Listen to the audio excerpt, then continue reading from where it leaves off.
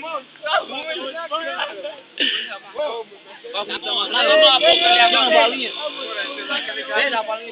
Vambora, a balinha melhora. O celular que tem. Não leva aí não, calma. O celular que tem creche aqui não tá ligado. Puta que pariu.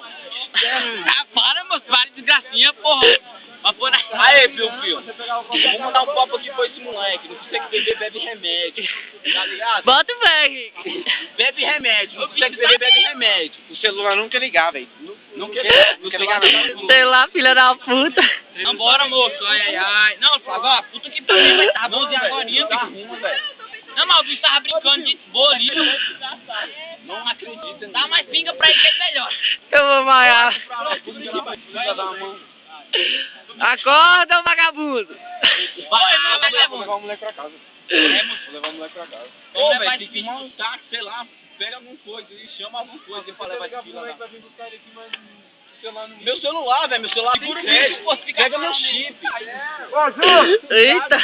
Ah, não, meu pai escuta ali, faz alguma coisa. Eu tô ajudando, filha da puta. A mãe gravando. Ô, filho, tu tá filmando essa carniça aí, moço. Desliga o celular aqui. Ah, pô, vamos sacrificar. Dá logo ali.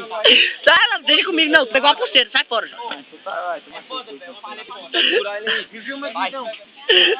Me filma aqui, então, pra desmaiar dele. Ei, filha da mãe. O bicho quer um botário mesmo, bebo. Amanhã eu vou ver quem você fez.